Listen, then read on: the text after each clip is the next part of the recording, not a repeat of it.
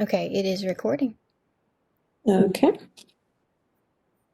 All right, we can go ahead and get started. All right. Good evening, everyone. I would like to thank you all for being here, attendees as well as panelists, to engage in this Your Vote Matters virtual town hall. This was an event that was put together by Democracy Matters, the NCCU chapter, as well as the Political Action and Civic Engagement Committee of SGA.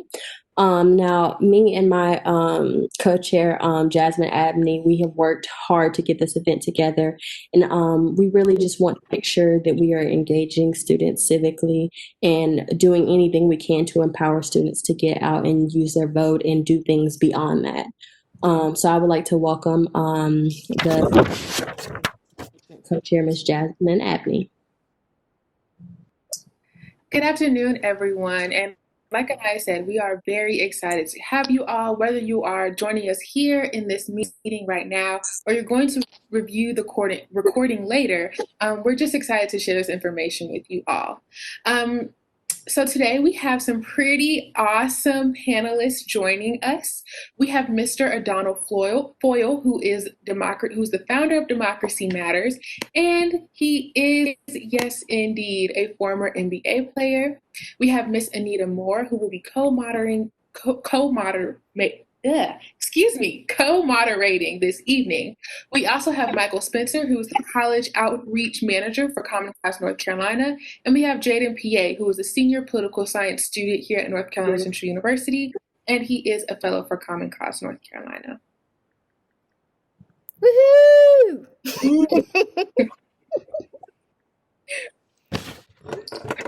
And with that being said, we will get into the question part of the event. Now, first, I have a general question, and this is for anyone on the panel. Just jump in if you may. As we know, it is important for citizens to hold the elected officials accountable and remain civically engaged. So, how have you remained civically engaged within your own communities as students? What are some ways that we can remain civically engaged beyond voting?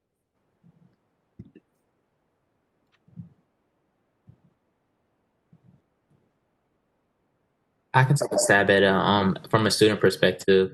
Um, as a current student at North Carolina Central University, I definitely believe it is our civic duty as well as our duty to our institution and our community to be involved in politics at every level. So whether that is, just volunteering at phone banks, text banks, voter registration drives, when we could going door to door to talk about issues to people, or just really having intentful dialogue with your peers, convincing them the importance of these issues, and just talking to people. It doesn't even have to be something, that has to be extremely time consuming. Like, I really incorporate this in my day-to-day life. Like, anytime I can, like, hey, did you watch the debate? Or, hey, did you see this issue?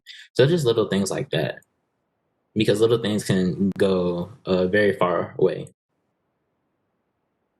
Yeah, and I think I'm gonna piggyback off of what Jaden said and also highlight the importance of getting involved with your local communities. And sometimes that means participating with local organizations that are doing community service work, such as food banks or shelters.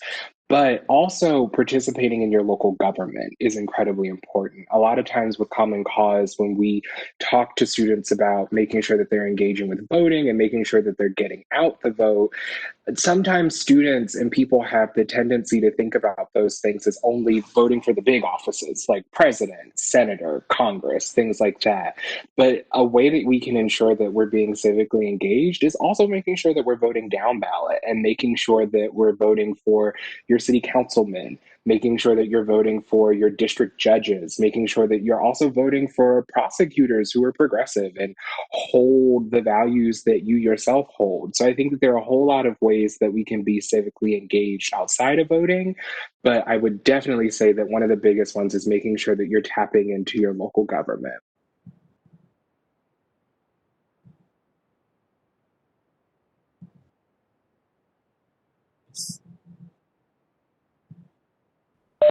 All right. Would anyone else like to chime in with that discussion before we move on? All right. If not, we will move into our next question. So, Jaden, you have been involved in voter engagement efforts since your freshman year here at NCCU. What has kept you involved, and why is this work so important to you?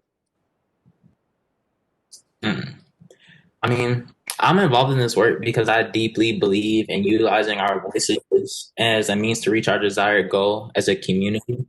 Politics permeates pretty much everything in our daily lives, from small aspects of clean water, this road needs to get fixed, or you want this program in your school to get funding, to big issues such as police brutality, or hey, my institution needs funding.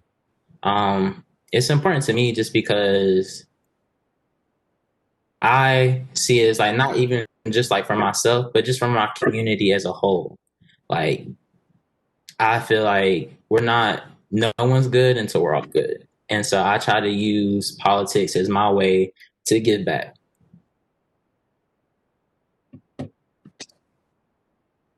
All right, that's so important. And what actions have you taken to engage your peers, and what has been most effective for you in doing that?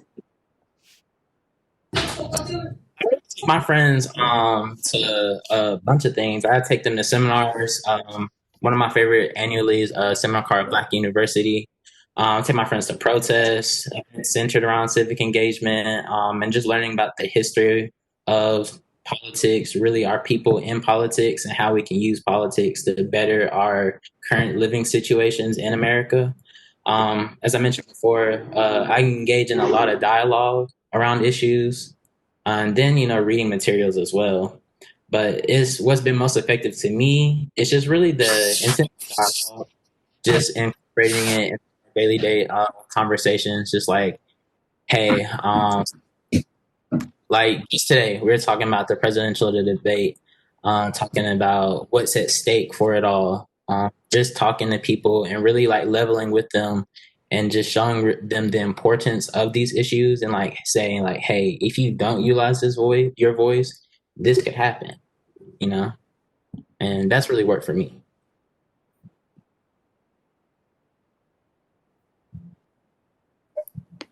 Awesome.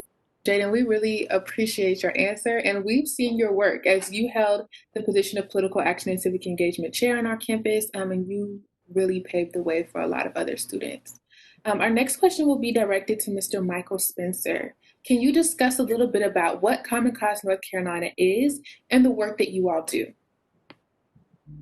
Yeah, definitely. So, Common Cause is a grassroots national organization that our tagline is holding power accountable. And so, what we do is that we work to make sure that everyone has the ability to vote. That if you're a citizen of this country, you are able to exercise your right to vote. We fight against gerrymandering reform. We advocate for policies that end voter suppression. We advocate for policies that help people that have been disenfranchised. We do a whole lot of government advocacy and government watchdog group work. In North Carolina, particularly, the biggest piece of our work has been around gerrymandering. As everybody knows, North Carolina is the blueprint for gerrymandering in this country.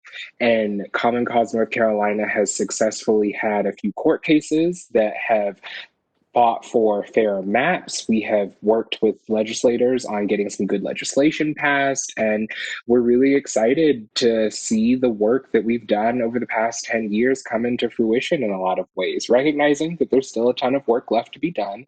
But that's kind of been the bread and butter issue for Common Cause North Carolina.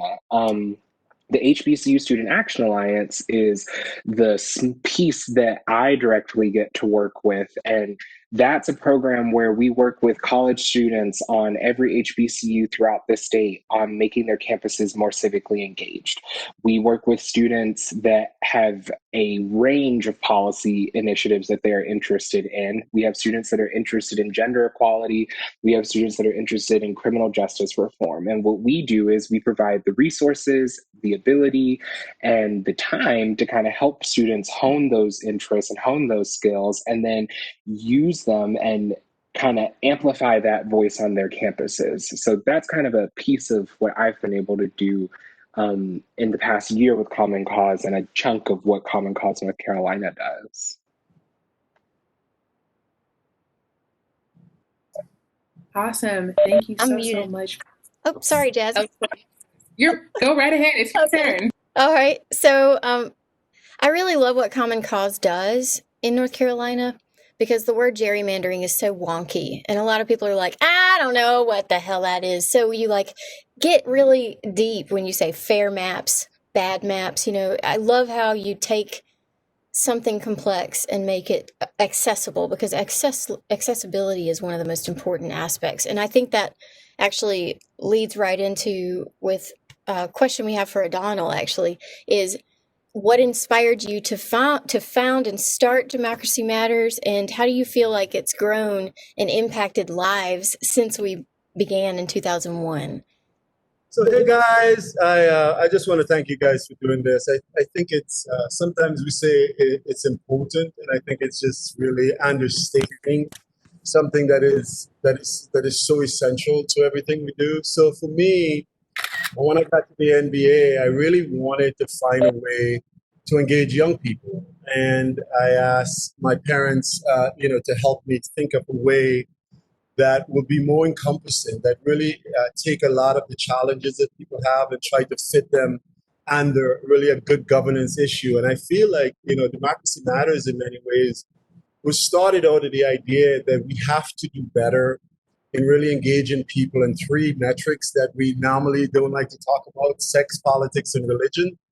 And we wanted to have those uncomfortable conversation. And I think once we start realizing like the vast area of interest that people have, Democracy Matters and really focusing on money in politics has become a way to really educate people about when you look at a system, don't just look at, like your issue. As important as it is, you have to look at the system as a whole and say, how could we change the system to really allow all of these different voices to have a say in our democracy? So Democracy Matters at its core is really advocating for access, really advocating to say, like, if you have an issue that is important to you and is not being heard, the question is why. And most oftentimes it's about the pollution and the torrential downpour of money in our political system. And when you see what happened with the Supreme Court and Citizens United decision in 2010, you're starting to understand that there are just structural things in our system. And if we don't really go after the underlying structure, then we'll never really get towards the problems that affect so many of us. So Democracy Matters, I think where we're at now today, I'm very happy because I think it's campaign finance reform, as wonky as that is. People know these issues. Money in politics, these young people know these issues now. And when you see how engaged young people are becoming, not just by being advocates in society, as important as that is, we see more people running for office. So I am happy that we have been able to bring an organization to its college campuses and really give them the power and the mechanism to really identify what they care about and to really find allies. And if there's anything that I've been most proud of is when you have an environmentalist going and talk to somebody about civil rights, and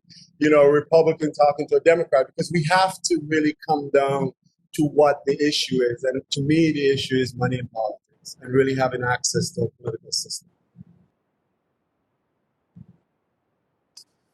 Thank you so much for that answer. And I definitely agree. I think it's so important for students from different backgrounds and who have different opinions to be involved in politics. And that kind of leads me into my next question for Jaden.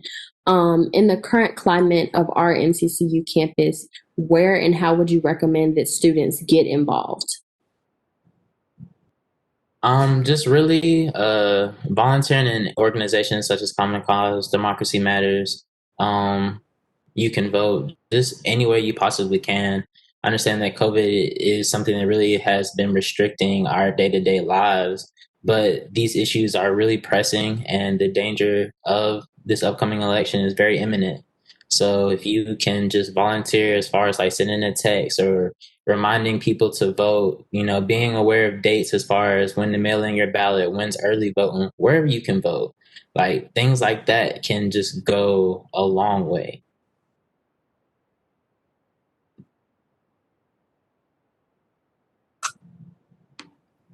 Thank you for that answer. And that's very real. Like it's not super difficult. It really is as simple as that.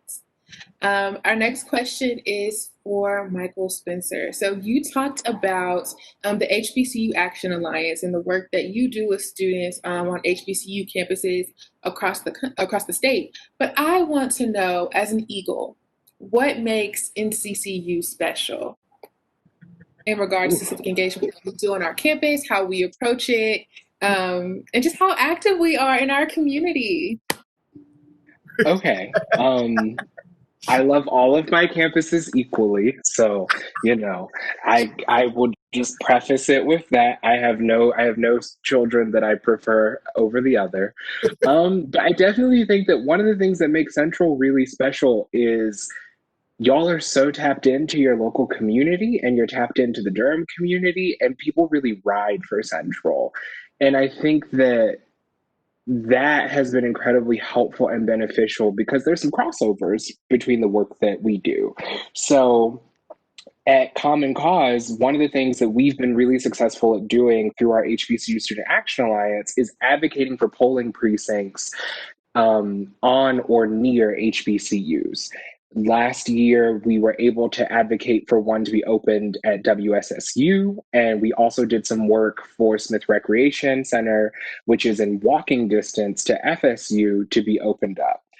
Now, as you all know, Central has Turner Law, so that's amazing. But I think that through the work that Common Cause has done, advocating for a polling precinct is beneficial to both the campus population, but also the local community population, because it makes voting and access to voting more accessible to that community. And I think that Central, being the institution that it is, where it is a bedrock of Durham in a lot of ways, because y'all are so tapped into the community and because the community really respects y'all and rides for y'all, it makes the work, as for me as an organizer, much easier because I don't have to motivate Central to do what they need to do for their community. And I don't have to motivate the community to do what they need to do for Central. So I would say that's what makes y'all special. See, you were trying to put me in a trap there, but I appreciate your answer, and I think everything you said was absolutely true. For transparency purposes, I am also a fellow for Common Cause North Carolina, and I do work very closely with Michael Spencer. So I know that North Carolina Central University is an absolutely special place for civic engagement and political action. There was a little motive with that question because we are the best of the best. one thing that I would also anyone. one thing I will also just say is the way that y'all have been institutionalizing your civic engagement through your curriculum, but also the work that you've been doing with your alumni association is cutting edge in a lot of ways. You don't see a lot of alumni associations be as active in not just fundraising for their institution, but the curricular experiences that those students are having. And I say that as someone who has prior experience working in an institution of higher learning. So if I would give y'all one additional caveat, I would say it would be that.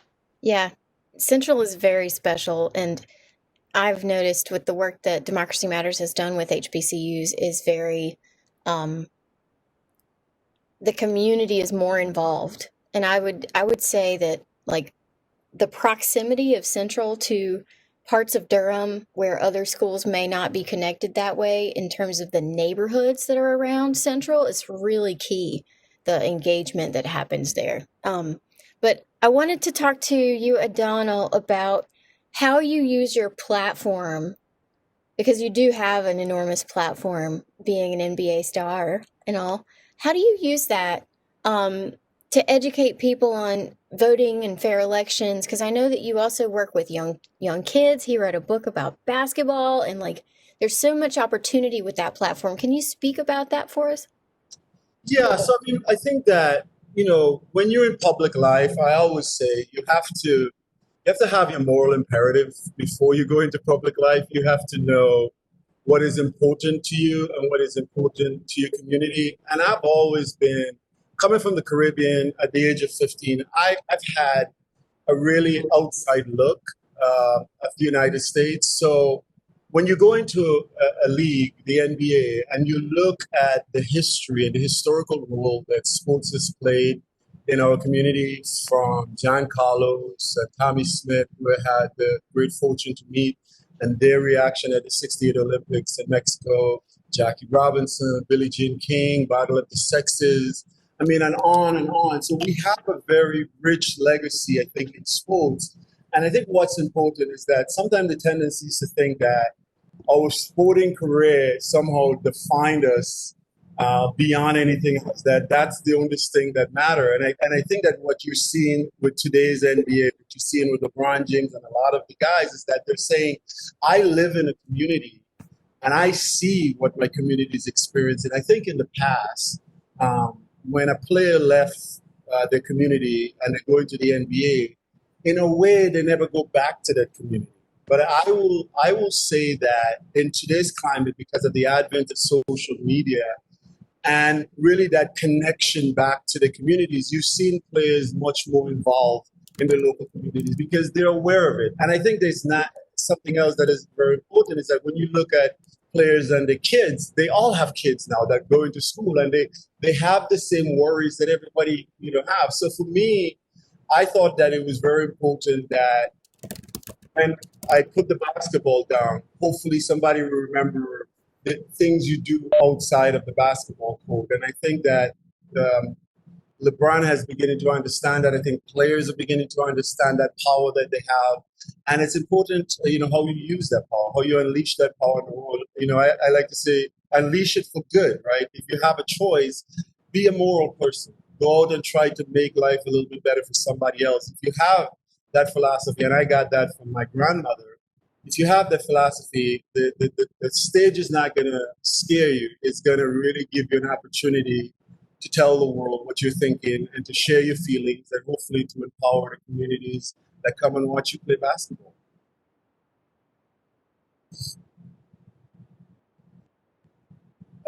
Absolutely. Mr. Foyle, you talked about that power. And for students on a college campus, that power is really found in numbers. And so, Jaden, I do ask you, you've been you're a student and you've been a dedicated organizer, as we've talked about. What would you like to see from your peers? We've talked a little bit about what students can do, but realistically, from the work that you've done and that you continue to do, what would you like to see students do now in this moment, where the culture is a little bit different? This election cycle is much different than what we've done or what we've worked in previous years. That's a great question. I think the most basic thing they can do is just really engage. Just engage. I think voting is probably like one of the most basic and fundamental things you can do when it comes to like political engagement. Like that should be number one. A step above that, which is to really, read up on the issues, read, honestly. Like as a political science student, so much comes like naturally to me to where I'm like able to understand like the complexities of certain things that I really just want my peers to be open about learning, honestly. Like be open to learning more about politics. Be open to learning more about how heavy the stakes are in all of this. Because honestly, I feel like if people were able to see like how truly important it is to pick each and every single person you can in a political office, we would have polls packed.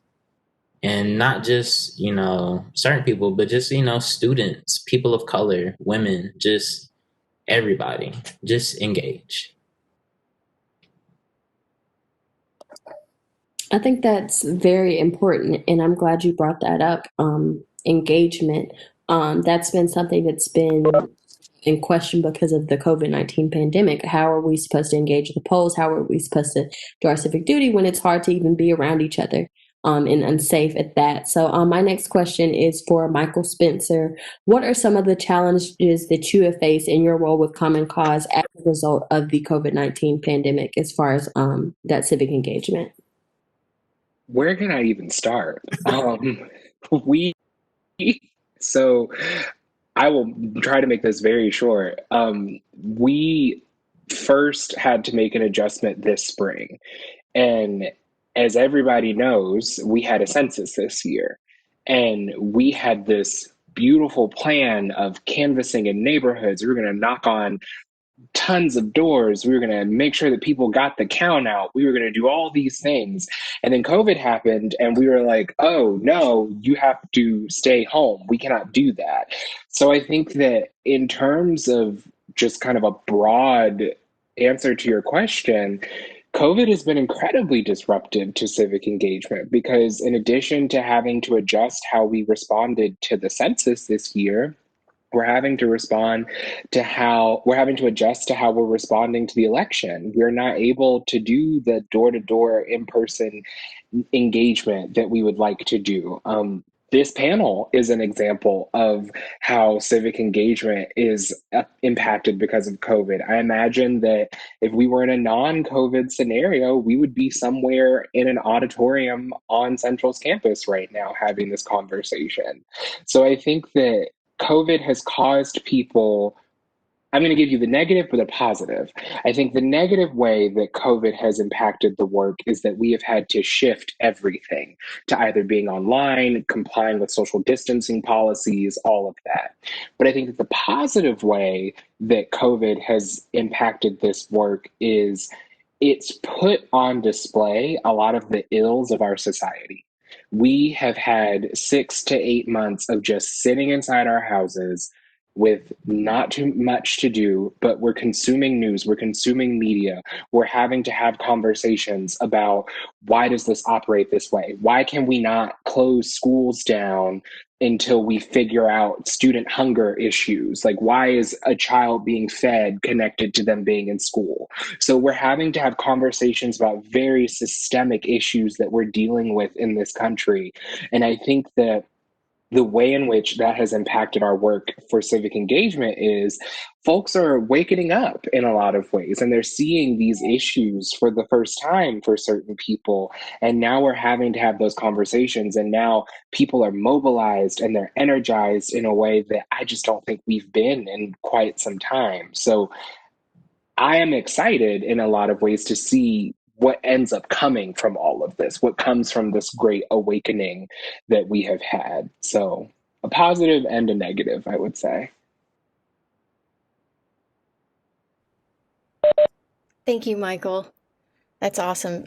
I feel like highlighting both the positive and the negative is really key, just to give it a real sense that, this isn't necessarily like the easiest work, but it's also so sacred and so important. The last question for us is going to be for Adonal. It says, being that you were once a college student in our shoes, do you have any advice for students looking to make an impact in their communities? Yeah, this is such a trying time, and college students have so many challenges to begin with. But I will say this: the first thing is, if you can't do it, if you can get your parents to do it, and get a friend to do it, let's try to buy a local newspaper. I think one of the things we learned over this last 3.5, 4 years is this. How important it is for the message from local communities to get to the national stage. And I think what you're seeing is that there's been a crunch in newspapers. So for me, one of the things, a simple thing, support a local newspaper.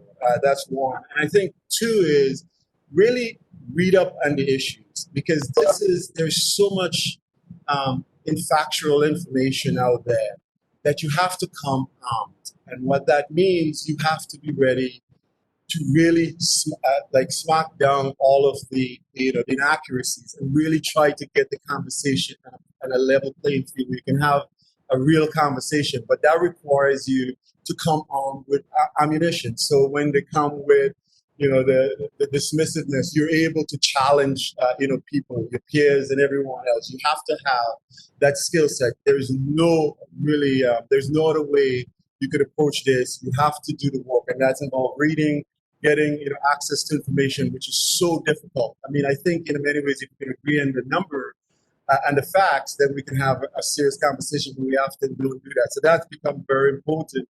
And I think we have to really change the way we see politics in this country. I mean, even the conversation we're having about sensitivity training, the conversation we're having about the New York 106019 project, all of the things that we're seeing, we need to get people involved in local community. If you're not involved in the school boards and the local communities, then you're a lunch and your kids are lunch. So I think we have to really change this from being a national, every 4 years we come out as the presidency. We really have to focus in on the local races and school board in every building and every room where decisions are being made about our lives. We need to be in those rooms. And I think finally, I would say this: voting. Obviously, we can't say that enough, but build allies. It takes, I mean, I've spent the last 6 months really talking to a lot of my Republican friends and really challenging them about what it is that you see that I don't. I would like a tax break like anybody else, but what do you see morally that I don't see? And how could you support this and be an American? You have to really go at them. And I'm not saying they told me they would vote for Biden, but I think the point is that we can't leave Americans on the field. We have to engage them, no matter how difficult it is. And because the alternative is we have to create a system with like values. And that means we need other people who share our values. And we have to project that and really try to build allies rather than enemies. And I think that's a harder thing to do. But the idea of an American democracy requires us to pick allies. It requires us to do the work of getting people the information they need so they can make informed decisions. And finally, I will say this: we have to become civic engagement have to become a lifelong pursuit. It's not just a moment in time or because something affects us. We have to be students of history. We have to be students of our politics, our day-to-day politics. I think in doing that, we will catch a lot of the stuff. I think people have been paying a lot of attention because it's been so gross over the last 4 years, but when it's subtle, it requires even much more attention. So those are some of the things I think will be able to help. And hopefully we all go out and vote and we can have conversation about other big things. But right now, I think voting is the number one thing we can do. Right. Absolutely. So we're on about 3-4 more minutes, and I wanted to just do a couple of closing statements. You guys are amazing. Thank you so much for getting on this call. We wanted to do a discussion, but because of the new video link, we only had a 50-minute window in order to do this. So instead of a discussion, I wanted to say a couple of things and then turn it over to Anaya to close us out. So throughout what you guys have talked about, we talk about like we're going through some tremendous dismantling, some destructive, disorienting times, but young people are putting the dots together. They're looking at the historical economic context in which we came out of, and there are people walking out of classes because of gun violence. There are people in the streets because of criminal, police brutality. So that civic engagement goes beyond voting. It goes into an awareness, like you're talking about, Adonal, like being aware of not just, the impact that you have on your community, but how you can better your community. And I feel like people are really catching on to that. Darren Cambridge is one of our, I think he's a board member now, but he was the Democracy Matters field organizer director for many years. And he said something that really touched me and a lot of people, which is that we're on the front lines, essential workers doing the sacred work and causing the good trouble, highlighting inequality in our democracy. And I think that is so important for us to all hear, because we know that we're on the front lines and we know what's at stake. And thank you, Michael, for calling that out. And also you, Jaden, for saying, we know what is at stake here. So thank you guys so much for Democracy Matters, and I'll turn it over to Anaya to close us out. All right, I would like to thank all the panelists again on behalf of PACE as well as Democracy Matters. This event has been wonderful and very inspiring and enlightening. And I hope the students can gain that from this. First, I would just like to give out a little bit of information about voting. So we have some upcoming deadlines. Voter registration will be ending on October 9th, and then early voting begins on October 15th and runs through October 31st, and this is in North Carolina. Your mail-in ballot must be requested before 5 p.m. on Tuesday, October 27th, and must be submitted before 5 p.m. on Tuesday, November 3rd. And as you all know, Election Day is Tuesday, November 3rd. And then if you need any additional resources to find out who's on your ballot, a voter guide, or to register to vote, here's some links that you can go. We have a national link as well as a North Carolina link. And then they also should be sending out some NC voter guides. I know I got one in the mail, and I think Anita did as well. Also, we will be having a voter registration event on this Friday. This will be PACE. And we will be registering students to vote from 11 to 3, I think. And we will also be having another kickoff event for Democracy Matters on Tuesday, October 6th at 5 p.m. Please feel free to join. We will have a lot of engaging